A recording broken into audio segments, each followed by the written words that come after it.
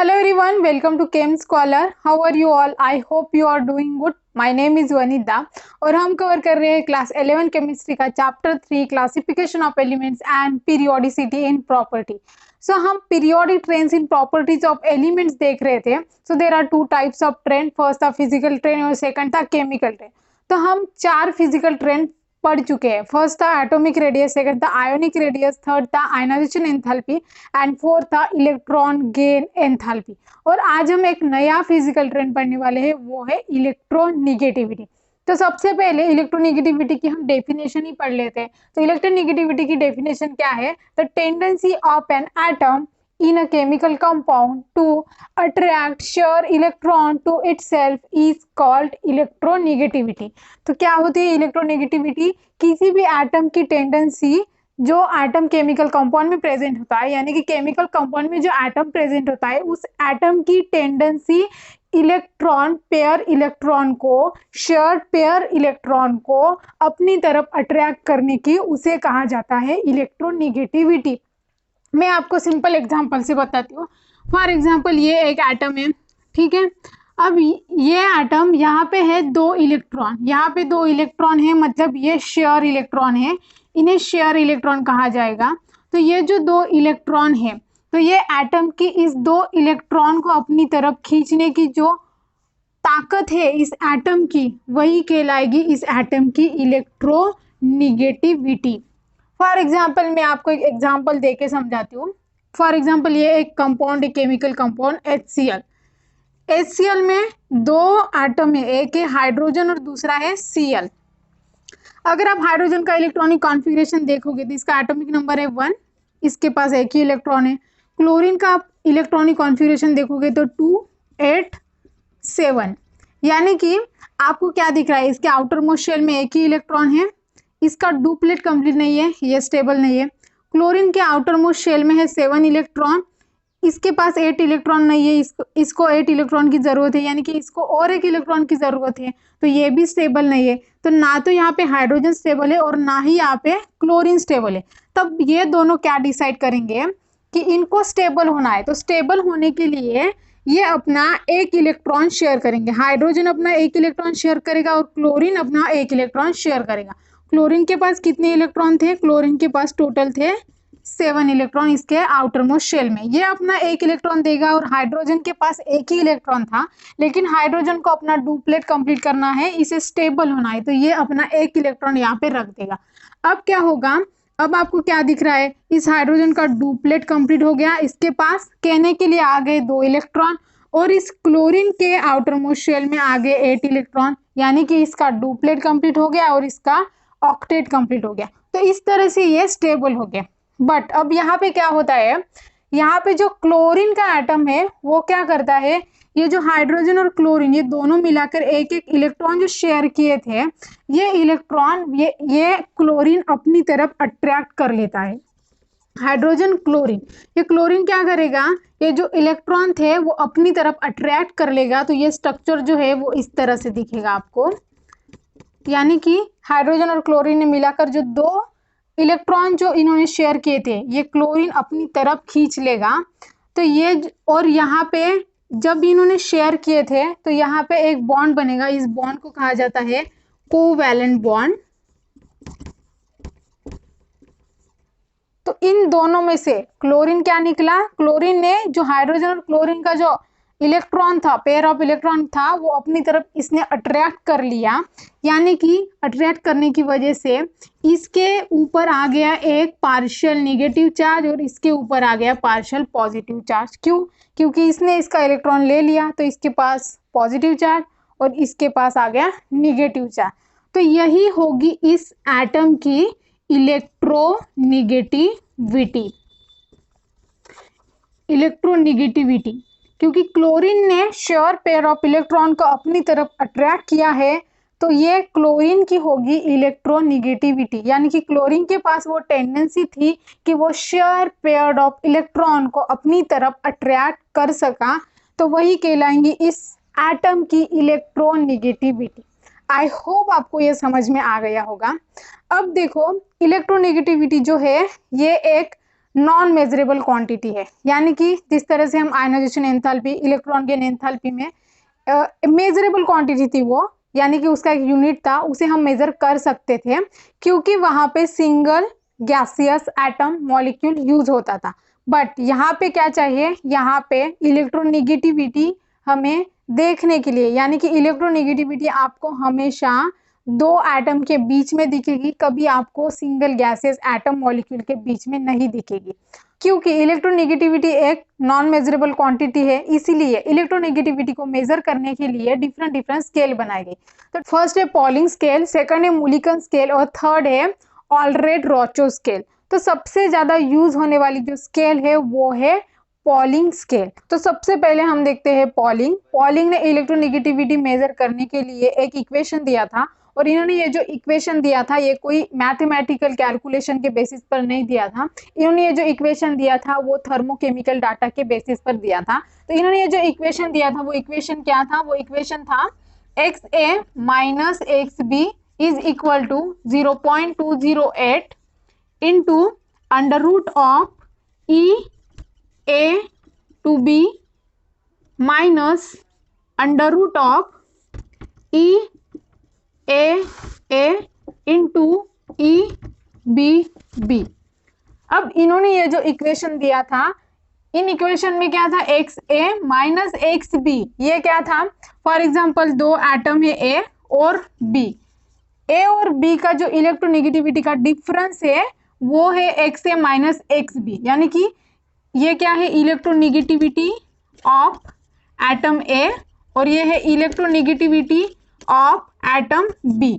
तो electronegativity of atom A and electronegativity of atom B ये किसके बराबर है, 0.208 into under root of EA to B। अब ये EA टू B क्या है, यह है bond energy of A to B and under root of EA क्या है, यानी कि ये दोनों के जो एटम है ये AA ही एटम है। ये बॉन्ड एनर्जी है किसकी, बॉन्ड एनर्जी है A2 की। यहाँ पे दो एटम जो है वो A है यानी कि A2, और ये क्या है, सिमिलरली ये भी है बॉन्ड एनर्जी ऑफ B2। यानी कि इन्होंने ये जो इक्वेशन दिया था, ये इक्वेशन क्या बताता है हमें, ये इक्वेशन हमें ये बताता है कि दो एटम के बीच में की इलेक्ट्रोनेगेटिविटी का डिफरेंस बताता है। तो इन्होंने ये जो इक्वेशन दिया था, ये इक्वेशन अगर आपको एग्जाम में किलो कैलोरी पर मोल में अगर आपको वैल्यू देखी है तो आप ये वाला इक्वेशन यूज करके वैल्यू पुट करके आप कैलकुलेट करोगे, लेकिन वैल्यू जो है वो किलो जूल पर मोल में देके है। तो आप ये इक्वेशन की बजाय आप कौन सा इक्वेशन यूज करोगे, ये इक्वेशन सेम रहेगा, बस कहाँ पे चेंज होगा, ये जो वैल्यू है 0.208 इसकी जगह आएगी 0.1017, यानी कि 0.208 की जगह आप लिखोगे 0.107 और बाकी का जो इक्वेशन होगा वो बिल्कुल सेम होगा। EAA इंटू EBB, यानी कि यहाँ पे ध्यान रखने वाली बात ये है कि अगर आपको एग्जाम में किलो कैलोरी पर मोल में वैल्यू देखे तो आप ये वाला इक्वेशन यूज करोगे इलेक्ट्रोनेगेटिविटी कैलकुलेट करने के लिए।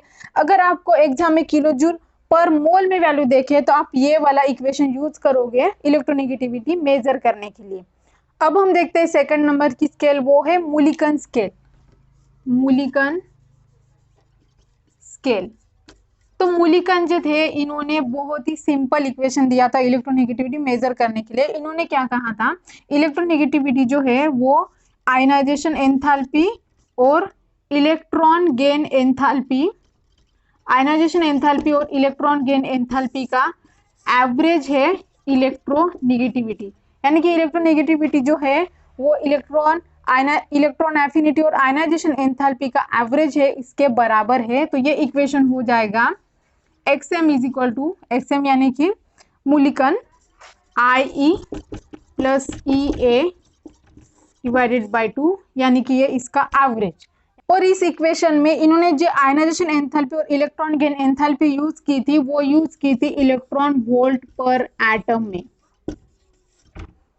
तो ये दो इंपॉर्टेंट स्केल थे, पॉलिंग स्केल और मूलिकन स्केल। और एक स्केल है वो है ऑलरेड रोचो स्केल, वो इतना इंपॉर्टेंट नहीं है, इसलिए हमने ये दो ही स्केल देखे हैं, Pauling scale and Mulliken scale. I hope आपको इसका इक्वेशन समझ में आ गया होगा। अब देखते हैं कि किन किन फैक्टर्स के ऊपर इलेक्ट्रोनेगेटिविटी डिपेंड करती है। तो सो मेनी फैक्टर्स है, उनके ऊपर इलेक्ट्रोनेगेटिविटी डिपेंड करती है। तो सबसे पहला फैक्टर है एटॉमिक साइज। क्या है? Atomic size. अब इसके ऊपर कैसे इलेक्ट्रोनेगेटिविटी डिपेंड करती है? तो देखो, ये एक एटम है, ठीक है, और ये दूसरा एटम है, ये दूसरा एटम है। इसके पास है ये इलेक्ट्रॉन और इसके पास है ये इलेक्ट्रॉन। तो अब इस दोनों में क्या दिख रहा है आपको? ये इलेक्ट्रॉन इस न्यूक्लियस के काफी नजदीक है और ये इलेक्ट्रॉन इस न्यूक्लियस से काफी दूर है। तो इसकी इलेक्ट्रोनेगेटिविटी जो है वो ज्यादा होगी। क्यों ज्यादा होगी? क्योंकि न्यूक्लियस के पास इलेक्ट्रॉन है तो अट्रैक्शन जो पावर लगेगा वो ज्यादा होगा, तो इसलिए यहाँ पे इलेक्ट्रोनेगेटिविटी जो है वो ज्यादा होगी और यहाँ पे इलेक्ट्रोनेगेटिविटी जो है वो कम होगी, क्योंकि फोर्स ऑफ अट्रैक्शन की वजह से। सेकंड फैक्टर है न्यूक्लियर चार्ज। Nuclear charge. अब न्यूक्लियर चार्ज के ऊपर किस तरह से इलेक्ट्रोनेगेटिविटी डिपेंड करती है?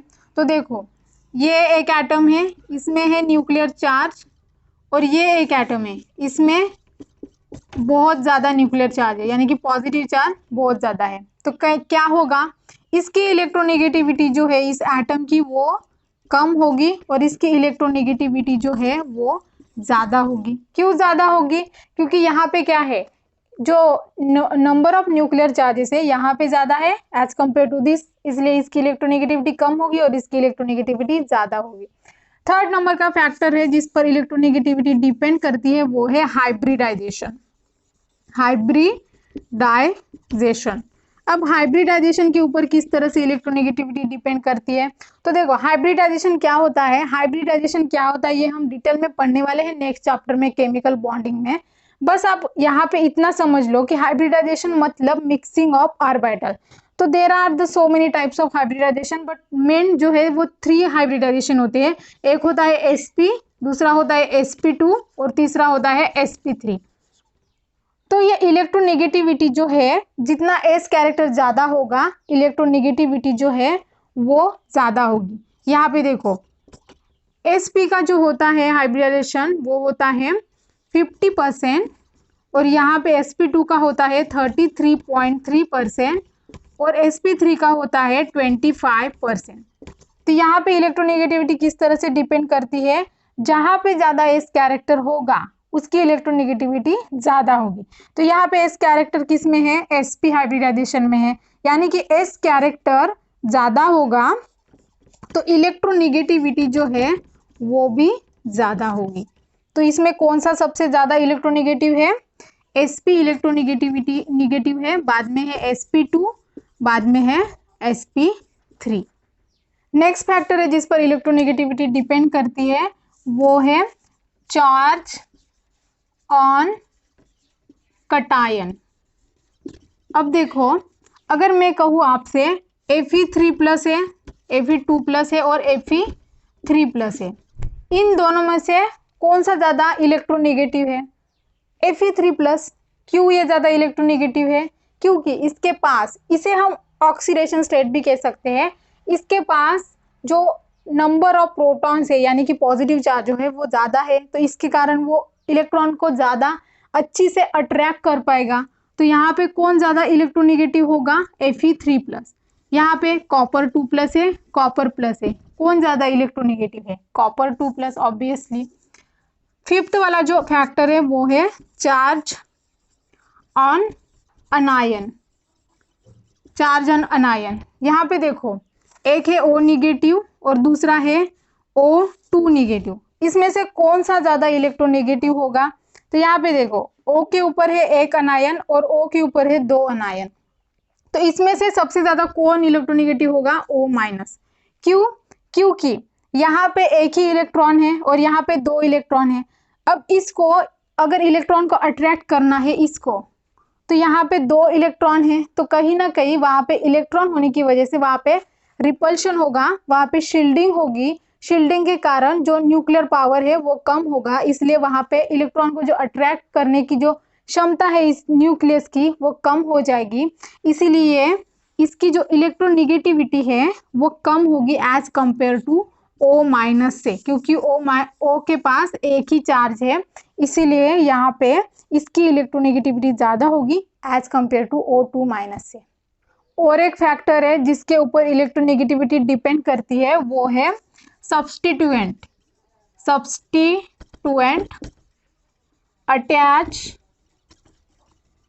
To the atom. Substituent attach to the atom मतलब कोई एक एटम है, उस एटम को डिफरेंट और कितने डिफरेंट एटम्स अटैच है वो कहलाता है उस एटम का सब्स्टिट्यूएंट। तो इसके एग्जांपल है carbon tetrachloride, carbon tetrafluoride, methane. तो अब इसके ऊपर इलेक्ट्रोनेगेटिविटी किस तरह से डिपेंड करती है आप ये देखो यहाँ पे क्लोरीन है, फ्लोरीन है और हाइड्रोजन है। तो जिसकी ज्यादा इलेक्ट्रोनेगेटिविटी होगी, यानी कि ये वाला जो लास्ट वाला जो एलिमेंट है, इनमें से जिसकी ज्यादा इलेक्ट्रोनेगेटिविटी होगी वो सबसे ज्यादा इलेक्ट्रोनेगेटिव एलिमेंट होगा। तो देखो इसमें सबसे ज्यादा इलेक्ट्रोनेगेटिव एलिमेंट कौन है, इसमें सबसे ज्यादा इलेक्ट्रोनेगेटिव है CF3 यानी कि कार्बन टेट्राफ्लोराइड, बाद में है कार्बन टेट्राक्लोराइड, बाद में है CH3 यानी कि मीथेन। मैंने क्या कहा, यहाँ पे फ्लोरीन की ज्यादा है क्लोरीन से, क्लोरीन की ज्यादा है हाइड्रोजन से। तो ये जो इलेक्ट्रोनेगेटिविटी वैल्यू है ये हम पढ़ने वाले थोड़ी देर में, जब हम ट्रेंड पढ़ेंगे ना वहां पे हम देखेंगे कि पीरियोडिक टेबल में इलेक्ट्रोनेगेटिविटी वैल्यू जो है वो किस तरह से होती है। बस आप अभी के लिए इतना समझ लो कि फ्लोरीन जो है उसकी इलेक्ट्रोनेगेटिव वैल्यू काफी ज्यादा होती है, बाद में होती है क्लोरीन की, बाद में होती है हाइड्रोजन की। तो इसीलिए यहाँ पे कार्बन टेट्राफ्लोराइड जो है वो ज्यादा इलेक्ट्रोनेगेटिव है कार्बन टेट्राक्लोराइड से, और कार्बन टेट्राक्लोराइड ज्यादा इलेक्ट्रोनेगेटिव है मीथेन से। सो टोटल हमने 6 फैक्टर देखे जिन पर इलेक्ट्रोनेगेटिविटी डिपेंड करती है। आई होप आपको ये समझ में आ गया होगा। तो अब देखते हैं कि ये इलेक्ट्रोनेगेटिविटी का जो ट्रेंड है वो हमारे पीरियोडिक टेबल में किस तरह का ट्रेंड फॉलो करता है। तो देखो पीरियोडिक टेबल में जैसे हम लेफ्ट से राइट जाते हैं ना, तो इलेक्ट्रोनेगेटिविटी जो है वो हमेशा इंक्रीज होती है। क्यों इंक्रीज होती है, क्योंकि जैसे हम लेफ्ट से राइट जाते हैं तो क्या होता है, एटॉमिक नंबर बदलता है, यानी कि एटॉमिक नंबर इंक्रीज होता है। एटॉमिक नंबर इंक्रीज हो गया मतलब नंबर ऑफ प्रोटॉन्स भी बढ़ गए, नंबर ऑफ प्रोटॉन्स बढ़ गए मतलब एटॉमिक साइज जो है वो डिक्रीज होगा। और हमने अभी देखा है एक फैक्टर था एटॉमिक साइज वाला जिस पर इलेक्ट्रोनेगेटिविटी डिपेंड करती है, अगर एटॉमिक साइज डिक्रीज होगा तो इलेक्ट्रोनेगेटिविटी इंक्रीज होगी। तो इसीलिए यहाँ पे इलेक्ट्रोनेगेटिविटी जो है वो हमेशा इंक्रीज होती है। और जैसे हम लेफ्ट से राइट आते हैं ना, यानी कि ऊपर से नीचे ग्रुप में, तो इलेक्ट्रोनेगेटिविटी जो है वो डिक्रीज होती है। क्यों डिक्रीज होती है, क्योंकि क्या होता है, एटम का साइज बढ़ते जाता है। क्यों एटम का साइज बढ़ते जाता है, क्योंकि जो शेल है वो बढ़ते जाते हैं, इसीलिए एटॉमिक रेडियस इंक्रीज होता है। एटॉमिक रेडियस जब इंक्रीज होता है तो इलेक्ट्रॉन नेगेटिविटी जो है वो हमेशा डिक्रीज होती है। सो पूरे पीरियोडिक टेबल में कुछ एलिमेंट्स है, उनकी इलेक्ट्रोनेगेटिविटी की वैल्यू मैं यहाँ पे आपको लिख के देती हूँ, आप वो याद रखना क्योंकि इससे ज्यादातर क्वेश्चन पूछे जाते हैं। तो पूरे पीरियोडिक टेबल में सबसे ज्यादा इलेक्ट्रोनेगेटिव कौन सा एलिमेंट है, फ्लोरीन है, बाद में आता है ऑक्सीजन, बाद में आता है नाइट्रोजन, बाद में आता है क्लोरीन। क्लोरीन ना नाइट्रोजन के बराबर होता है, ठीक है। बाद में आता है ब्रोमीन, बाद में आता है आयोडीन, और आयोडीन के बराबर होता है सल्फर, सल्फर के बराबर होता है कार्बन, बाद में आता है फॉस्फोरस, और बाद में आता है यानी कि फॉस्फोरस के बराबर ही होता है हाइड्रोजन। तो इनकी वैल्यू देखो, फ्लोरीन की है 4.0, ऑक्सीजन की है 3.5, नाइट्रोजन की है 3, क्लोरीन की भी सेम है 3, ब्रोमीन की है 2.8, आयोडीन की है 2.5, सल्फर की भी 2.5, कार्बन की भी 2.5, फॉस्फोरस की है 2.1 और हाइड्रोजन की है 2.1। तो पूरे पीरियोडिक टेबल में सबसे ज्यादा इलेक्ट्रोनेगेटिव एलिमेंट कौन सा है, फ्लोरीन, जिसकी वैल्यू है 4.0। आप इसे कैसे याद रखोगे, फोन कॉल BrISCPH, कैसे याद रखोगे, फोन कॉल BrISCPH, और इसकी वैल्यू जो है वो स्टार्ट होती है 4.0 से। आप इसे 0.5 से कम करते जाना यहाँ तक। बाद में ब्रोमीन की है 2.8 और ये तीनों की सेम है 2.5 2.5 और इन दोनों की सेम है 2.1। बस आपको इतना ही याद रखना है। ये सारे एलिमेंट जो है इनकी वैल्यू बहुत इंपॉर्टेंट है, यानी कि इससे ज्यादातर क्वेश्चन पूछे जाते हैं। तो इसी तरह का ट्रेंड पूरे पीरियोडिक टेबल में फॉलो किया जाता है। आई होप आपको ये समझ में आ गया होगा कि इलेक्ट्रोनेगेटिविटी क्या होती है, इलेक्ट्रोनेगेटिविटी किन किन फैक्टर्स पे ऊपर डिपेंड करती है, इलेक्ट्रोनेगेटिविटी को किस तरह से मेजर किया जाता है, जिसमें हमने दो स्केल देखी थी, एक था पॉलिंग स्केल और दूसरा था मूलिकन स्केल।